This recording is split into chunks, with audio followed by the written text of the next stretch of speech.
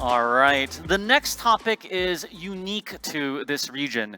We gather today a panel of content and game creators from Southeast Asia to discuss and exchange experiences on how to turn normal games into extraordinary works with a unique cultural touch. So I'd like to introduce to the stage Brigitte Rena from Mojiken Studios from Indonesia, Sakina Latif from Persona Theory Games from Malaysia, Hannah Donato from Secret 6 from the Philippines, and Arif Johan from Malaysia. And of course, moderating this panel is Andreas Beche, Editor-in-Chief for Virtual SEA. Please join me in welcoming this crew.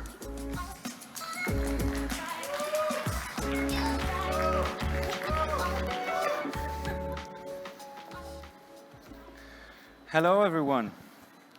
My name is Andreas Beche, Editor-in-Chief of the gaming website Virtual SEA. I would like to welcome you to this panel entitled Culturally Infused Games, How to Spice Up Your Game with Unique Southeast Asian Flavors. Many of you, like myself, grew up playing games primarily made in Japan or the US.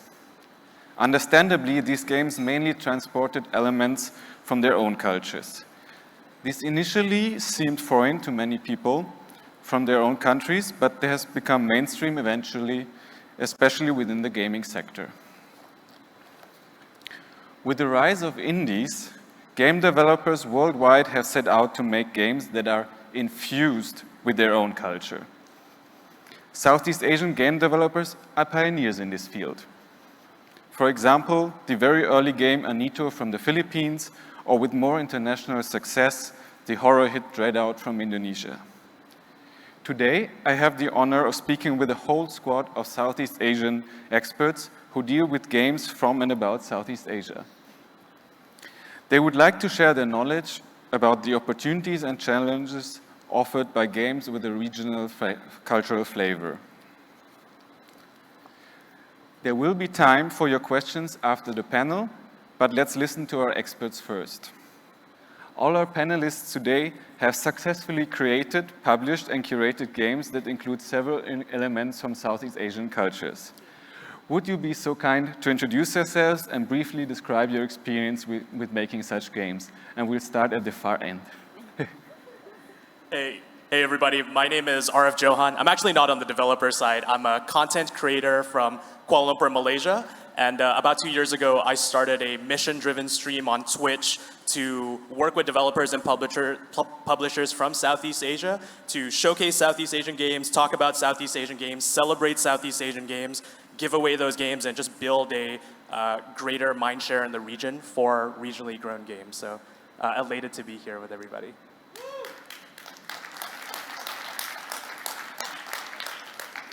Hello, hi. So I'm Hannah. I'm from Secret 6. Secret 6 is an outsourcing studio actually from the Philippines. So we specialize in AAA 3D art assets, 2D and full game development across all platforms. But last March, we released our first original title called Project Sandata. It's a first-person shooter, multiplayer for the PC. And well, it's set in a futuristic world, but we injected a lot of Filipino culture elements to it. So that's what we're very proud of also. Hi everyone, my name is Sakina Latif. I'm from Persona Theory Games from Malaysia. Our specialty is telling Malaysian and Southeast Asian stories on games and other platforms. So originally, me and my co-founders and even my head of departments, we're not actually from games. We come from advertising, film. So for us, it's always about telling the stories is the most important part. And then we feel that we know our own stories in our own backyard, our monsters in our backyard, and we want to share it with the world.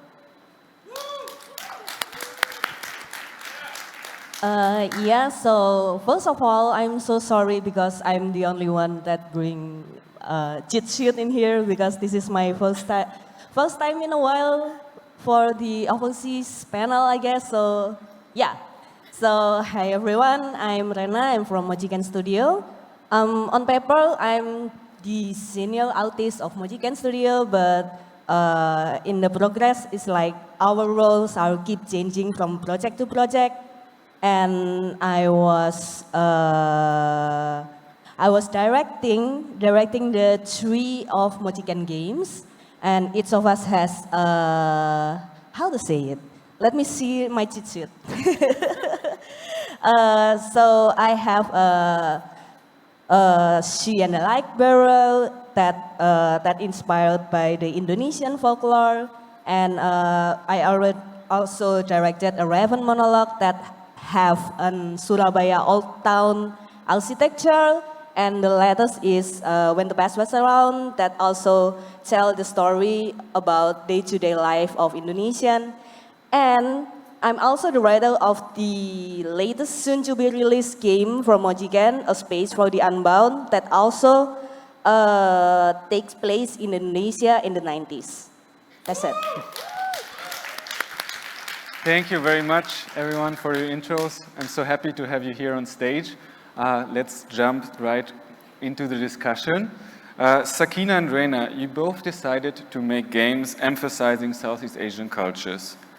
Why did you choose to go that way, and what makes your games unique in that sense? Maybe we can start with Sakina. Okay. So in film, we have this thing called producer and director's intention. So in every game that we do, we are very aware of our intention of the games. Like for our current game that we're working on, Cabaret, we really wanted to ham up the Southeast Asian culture, and we really wanted it to be showcasing the monsters in the region for the world.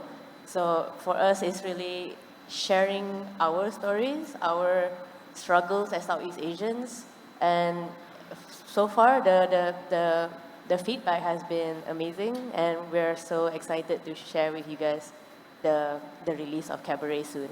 You should definitely check out that game. How about you, Reina?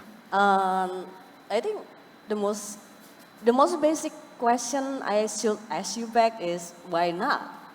Because we have the chance to do it. So I think, and at the other side, I think the player wants something fresh every day, right? And meanwhile, there are so many things untold about Southeast Asian, specifically about Indonesian stories. I mean, and the culture in the form of video games, and we have that chance to feel that. And so, yeah, why not? And I think we have not just food, not just different kind of batik, but we also have little details about how we do our day-to-day life, I guess, and our worry as well, like the political or social worry, I think. So yeah, I mean, like, I believe the best creation comes from our honest and sincere view, and the most sincere thing we can share is, that's it, our day-to-day life. And yeah, we can take inspiration from everything around us, and even from the most simplest things. So I think that's my answer. Actually, I would like to follow up on that question about why not. Yeah, why not? Since many game developers I have talked to have raised concerns about using Southeast Asian or local cultural elements in their games because they fear that these will not be received very well from the mainstream audience. How would you respond to them based on your experience, Reina? Actually, I kind of agree that if we just use, how to say it, just use Southeast Asian culture as the front point of our marketing, people will not be too related to that. But I think what we need to do is to infuse it with something else.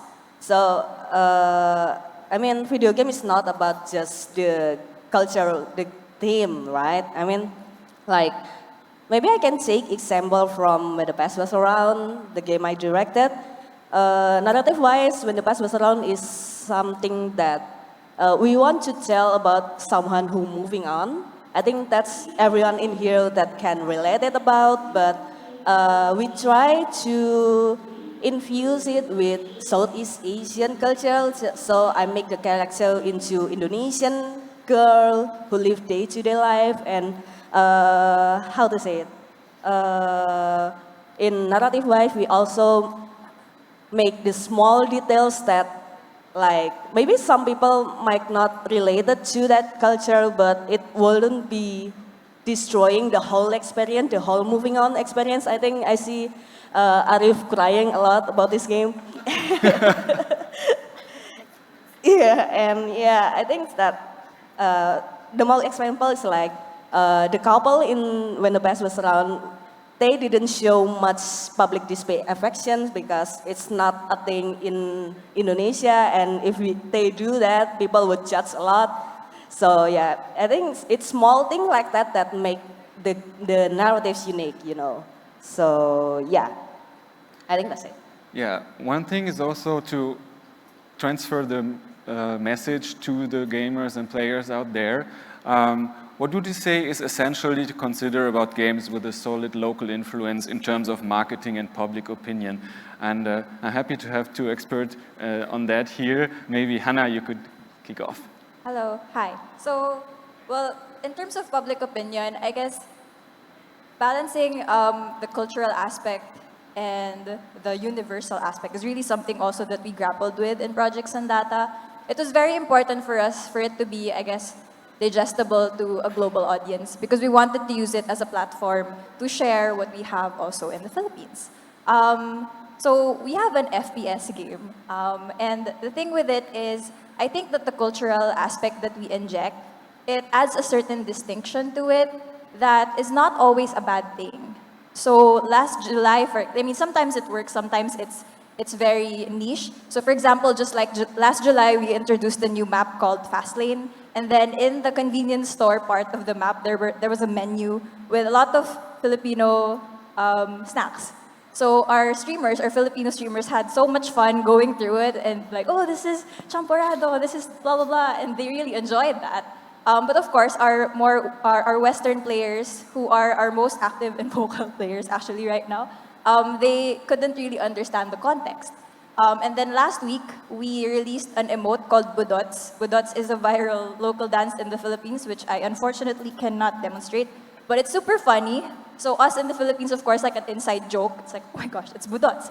But then our Western players, even though they couldn't really understand like the reference of it, it was still something that they really liked.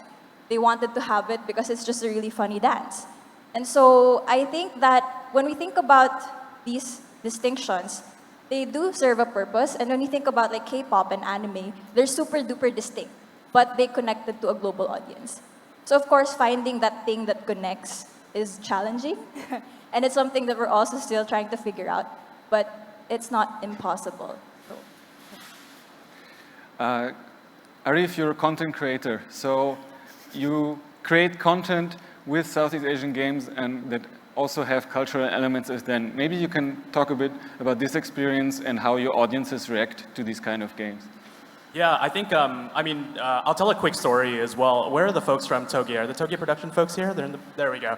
Yeah, I mean, most of you guys know Coffee Talk, right? Whenever I bring up Coffee Talk with my friends or the people on stream, everybody's like, that's an amazing indie game. It's considered in the upper echelon of the games in the past couple of years. And then when I say it's by an Indonesian dev team, they're like, oh my God, no way, I had no idea, right? So I think media, content creators, there's a big role to play when it comes to shaping public opinion. I also want to say that I am a content creator. I'm not on the games media side of things, but I would definitely call on more media partners because the game devs can only do so much in putting cultural references in the game, building their own games. But I think there's also a role for media to write more articles, not just, hey, this game is made in Singapore, this game is made in Malaysia, but more, how does a development team in Indonesia bring that kind of experience to their game?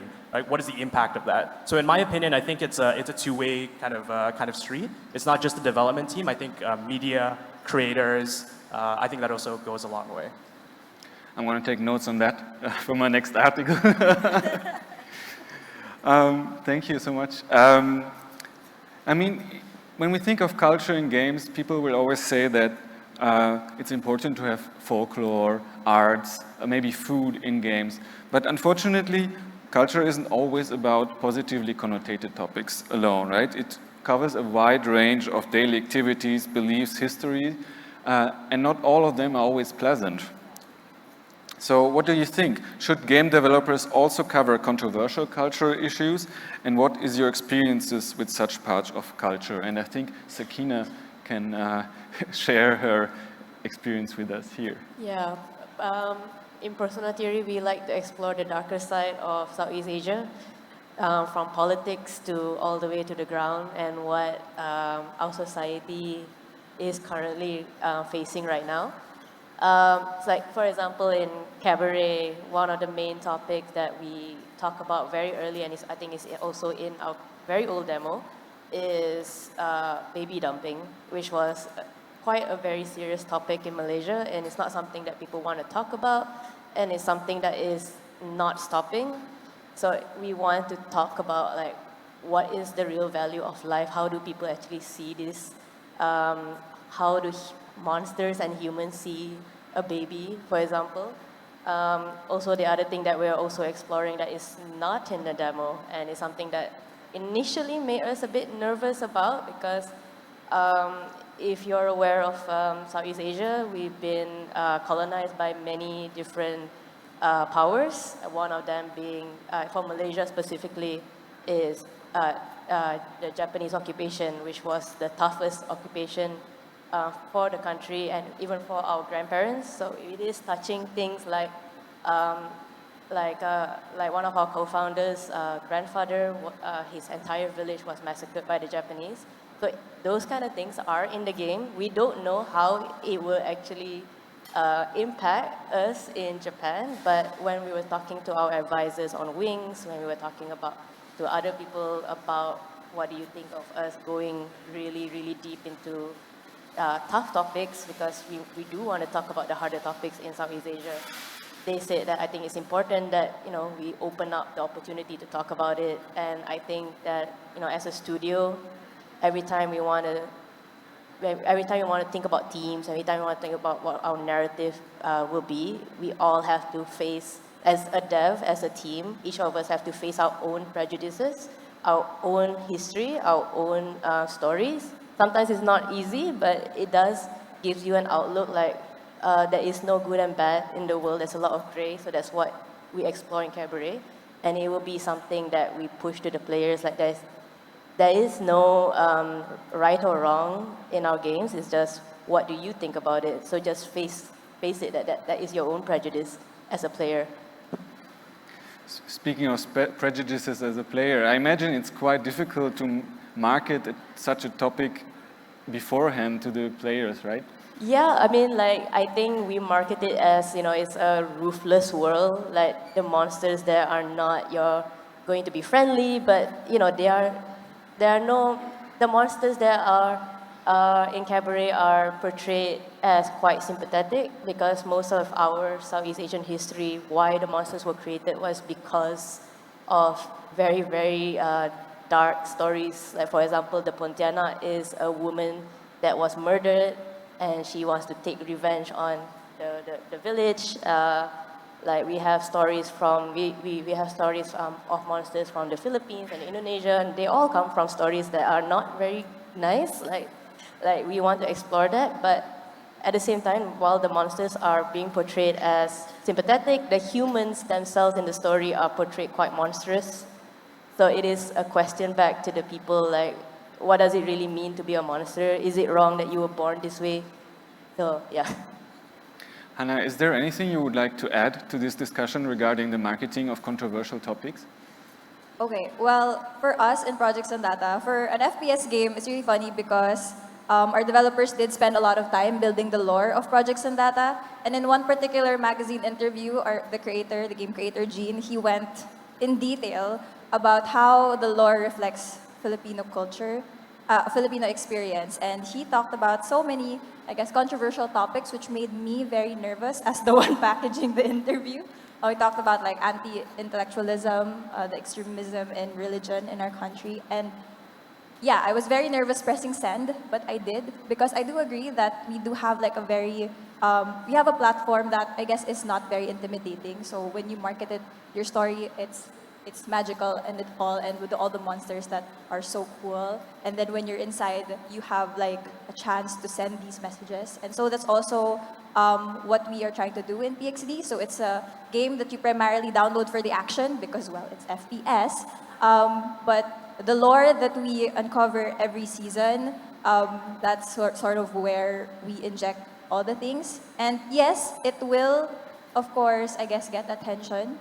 But the important thing is, yeah, to put it on the surface. Because I think we have a very unique platform in games, because people sort of need to work to get our message, right? It's not like when you watch something, it just absorb it. Here, you kind of have to work for it, do the levels, learn the mechanics, etc. So much things have to go on. So I think that when it sticks really well, and it's really good for us to use that platform to just put issues in the surface. How would such games perform on Twitch? What do you think, Arif? That's a really funny one. Yeah, I mean, most of you guys know I'm not the biggest fan of horror games, for example. So there's already genres that I prefer not to create content about. But I think it's an important question because, you know, as much as it's easy to market, hey, look at, you know, there's a new Malaysian game that I was checking out last weekend, and it has a chonky cat, right? And it's like, hey guys, check out this game. There's a chonky cat. It immediately sells, right? Everybody's like, great, I'm going to play that game. But I think it's really important for creators or other people as well who are trying to play these games or share these games with friends to also share why these themes are important. Because I think at the end of the day, although games is an art form, and I think as a consumer of film, television, all these things, we want things that push the envelope, right? We want stories that are impactful for us. So I think on my streams, I always preface it with, hey, we're gonna have a lot of fun playing this, but these are the notes from the development team, here's what this game is about, and we can have a serious discussion about it. Because I think there's a misconception that if you're a content creator, if you're a streamer, you're yelling all the time, it's all about the fun clips, it's all about this, but like there's phenomenal content creators out there, phenomenal streamers out there, you know, promoting things like accessibility, stories, Southeast Asia. So it's still a tough one, Andreas, to be honest with you, to preface and sell, but I think there is an audience eager to hear amazing, beautiful, meaningful, and sometimes dark or unexplored stories, especially from the region. Okay. Okay, now let's go from the theoretical part to the practical part. What would be your advices? Let's say I'm a developer and I want to make a culturally infused game about my own culture. That would be Germany. I don't know if that's so interesting, but we could try at least. What are the do's and don'ts that I should follow in that case? What do you think, Rena? All I can say is from what I see from Indonesian developer, right? So Indonesia have so many culture, have so many island, have so many things that still strange even for us. I mean, like what we can do is just tell what you understand most of the time, because just as I was saying in the previous question, it's like the most insulting is what we met from day-to-day life, so we can start from that. And I think it's okay to just infuse it with bigger audience, more related topic, I guess. So yeah, and I kind of, how to say it, I kind of excited to try Sakina, Sakina way to bring some kind of controversial topic, because I keep thinking about that and still cannot find the elegant way to say the most, the elegant way to say it in the game without, yeah, just bringing the topic and just let people get the question and let them think for themselves. So yeah, I think that's from me. Okay, that's already very helpful, I think. But would you like to add anything, Sakina, for example? Yeah, I think from my own perspective is that I think I'm a naturally angry person. Like I have so much anger in me that even if when I did film and all that, it was all very angry. Like yeah, we have our co-founder Buddy. He has like a network of filmmakers like from the Philippines, from Indonesia, and they're all like also equally angry about what's the state of film in their country and all that. So I guess I come from that point of view, like maybe I should be more like look on the bright side like you as well. We should switch places and I can see how, you know, how it feels like. But yeah, I feel like for me, again, it goes back to your director or producer intention. Like if you're aware of what you're doing, why do you want to tell the story? Like for example, if you want to tell a story about like Germany is so big, there's so many history about it as well. what part do you want to tell? Is it a heritage story? Is it somebody else's? Like, do you have that right? Always in film, we always ask, like, do we have that right? Like, even if I wanted to say, tell her story into a film, do I even have that right to do it justice? So I think it comes from, like, you're aware that you are trying to tell a story, or you're aware that you're exploiting something else that's not yours. So I think as long as you know what you want to do and you come to terms with it, I think people will feel it regardless. You know, like, the players are not stupid. Like, I think they will feel your intention. Like, okay, do you want to share your story, your backstory about maybe your village or your history? I think people will resonate with it regardless of what the skin is. Like for Cabaret, even though it's a very violent story, from our own perspective, like, players have from all around the world, like, one player said that in Slavic myth, there's a similar story of ours is Pontianak, and they resonated with it so well because, you know, there's a similar story, women getting scorned, women getting murdered, and then they turn into a monster. So all these things comes back to, I think, you know, we have an intention of telling the story. Regardless of the skin, I think people will resonate with what you're trying to say. Somebody out there will understand what you want to say. For example, in Fires at Midnight, it has to do with all our personal trauma. Somehow people resonated with just like a simple thing of sharing nasi lemak and the other couple not realizing what you're doing and just like taking it for granted. Somebody out there will understand, yeah, I had a relationship where nobody noticed that I did something good. Honestly, I would love to see a game made by all of you together, like in a game jam or anything, and see what comes out That'd be amazing. We should collaborate at some time. Yes, we should. It's going to be dark and it's going to make me cry at the same time.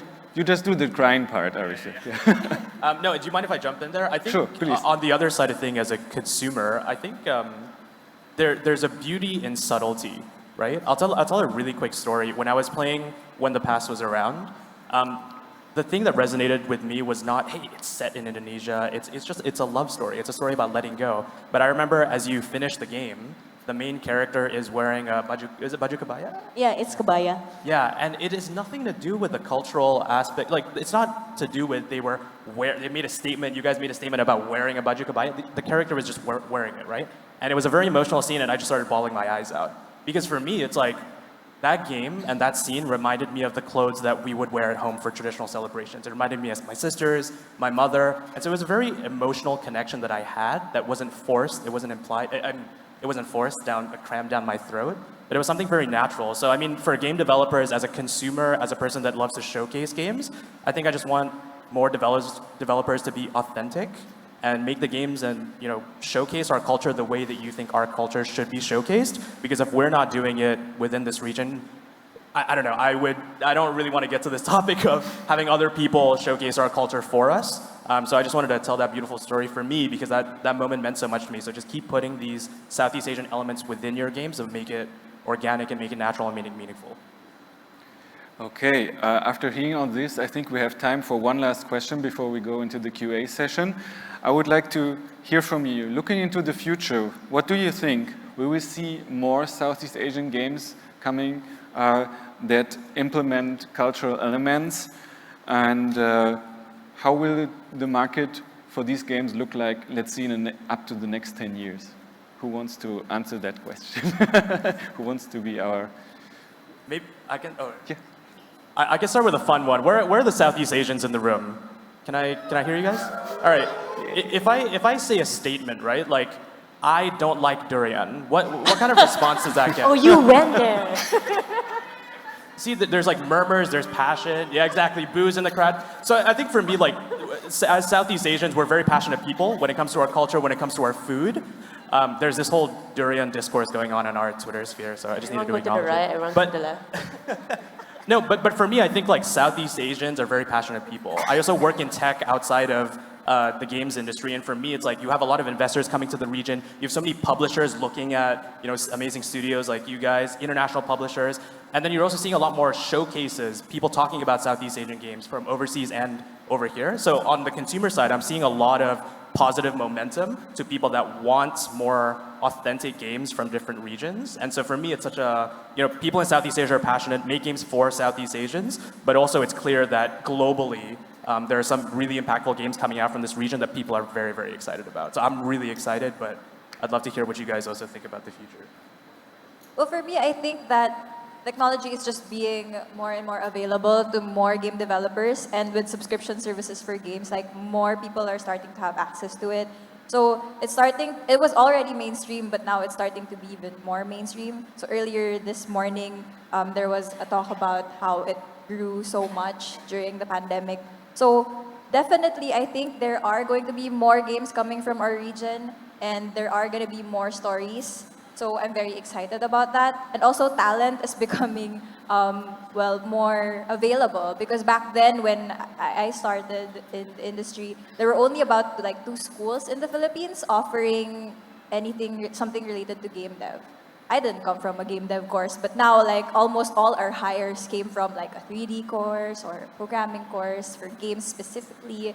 So it's becoming more specialized, and I think that honestly the new hires, they have so much potential that I think that they will be able to make even so much better games than what we're making now. So I am so excited about that. I think there's definitely going to be more coming from our region. We were just in a web event called Game Dev of Color. So that was a great event, and we showcased Cabaret, and I think majority of the audience would be from US and Europe because of the time zone, but we were watching live, like the comments as it was coming, and majority of it was like, the Filipino community in America, they'll be like, oh, there's somebody doing Southeast Asian culture, and then, like there's Asian Americans there's a whole community over there that have never seen games from our region, and then we got to showcase that, and they were so excited. So for us, I think 5 years ago, somebody told me that Southeast Asia culture for games is too exotic for the world, especially when we wanted to make Cabaret. But I think 5 years now, because also, again, I'm a very angry person, and the more you tell me no, the more I will just kick down the door. So I think that with the amount of anger that I have, I think I've kicked down the door for locally in Malaysia, and I keep seeing more and more like students and indie teams coming up to me and asking, how do I do this? I want to tell a Sabahan story, a Sarawakian story. I'm like, that's great, and I'll try to cultivate that. And for me, I think it is only the start, and I hope that we can continue this momentum. Yeah, and for me, when Sakina says that she's an angry person, I think I'm more like the sad kind of person, so I'm kind of the crybaby actually, so you know the reason why I make sad games. But back to the topic that, how to say it, I think 5 years from now there will be more, how to say it, more ways for smaller indie developers that can receive funds, I guess. So, I mean, to bring a very diverse topic like Southeast Asian country culture, I think we need to rely more on the smaller indie dev because there are so many interesting ideas that they can bring up. So yeah, and with that, we already see how many, how to say it, achievable funds that we can receive, like diversity fund, like more like smaller cultural fund, something like that. And yeah, I think it will engage more people to be able to make more game that in a more creative way, because we cannot do that in just saying 5 years ago we didn't think about making game that represent Southeast Asia culture, but now we have, and the audience is also actually how to say it, they kind of surprised that the game I made are made by Indonesian people, I guess. It's just like what Arif said, that they just play and they see some of Indonesian element in it and they are surprised. Yeah, so I think it will, how to say it, it will give them hope. I hope what I make now will inspire people to make game that represent our identity. So I just hope, and I'm so excited to see how it will turn 5 years from now. Thank you, everyone. I personally hope that we can see much more games coming from Southeast Asia with cultural flavors, and I hope that we have also inspired some of you out there who were thinking, should I do it, should I not do it, what are the pros and cons, to maybe go that way and just try and see how it will be the response. I think that actually concludes the panel very well, and I see that we have still some time left so that we can address a few of the questions coming from the audience. I have to stand up to read, but I can't see it from there. So the first question is from Fandri.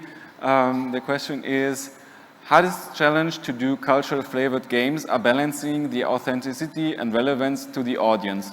What's your approach to find them? Who would like to answer this question?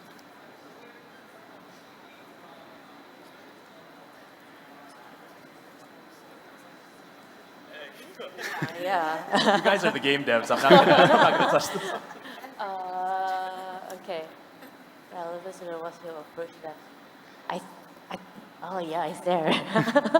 I think for Cabaret specifically, we went really as close to authentic as possible. It's not 100%, but it is like gamified and it's designed to be more modern. Like for example, we have a game Chongkak that is played locally, but I think in Southeast Asia and I think certain parts of Africa, people will recognize the game, but we added like, booster cards to it. Testing it out has been, I think it's all about testing with our community. How do they feel like about it? But I think as long as the game is fun, you can kind of balance the authenticity with the fun aspect for the players. Answers it. I think I can add some more that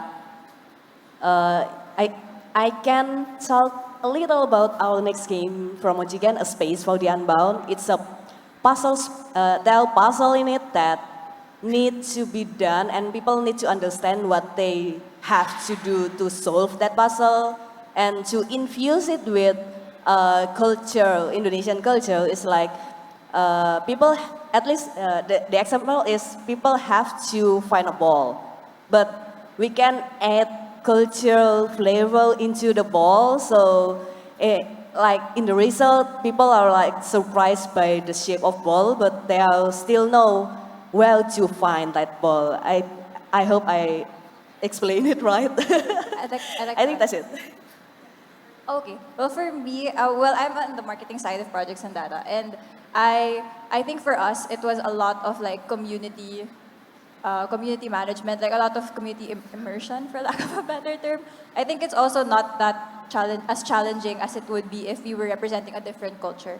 For us, it was our culture, so I guess it was really based on our own story, what matters to us, what's valuable to us, and just being. And the thing about our core developers for PXD, they're also Filipino enthusiasts for FPS, and they're also very angry, and so they all have values that really connect to the community naturally.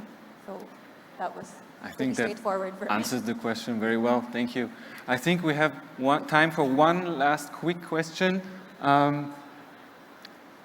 A question from Adam. Southeast Asia culture is not very well known in the global market. Do you think it will hurt your sales globally compared with using more popular themes? Right. Well, definitely it's true for now. Like, I remember when we were marketing projects and data locally, it was a bit easy because Filipino pride is such a big thing in the Philippines. Like, when a Filipino rocks it in the world stage, we feel as proud as if we were the ones rocking it on the world stage. So it was sort of relatively easy to get publicity locally. Globally, we did look into it, and our advisors very respectfully told us that the cultural theme just won't really make it fly just yet, just because Philippines is not yet known to create a certain level of games. So we really had to be, and fusion was something that Rina said, and it's really true. Like, we had to be clear about what is the unique experience that Projects and Data offers, even if you don't highlight its cultural theme. The cultural theme is there and will always add distinction, but when it comes to messaging, we had to find what the unique experience that we offer in our story, in our game, and in what we provide. Thank you, Hannah. I think we could continue this discussion for hours and hours. I think there's so much to talk about, but with regard to the time, I think that will sum this up very well. I think if you have more questions, you can address them to our panelists directly. I would like to thank Rena, Sakina, Hannah, and Arif for being here today, and also thank you Gamescom Asia for hosting us. Enjoy the show. Thank you. Goodbye.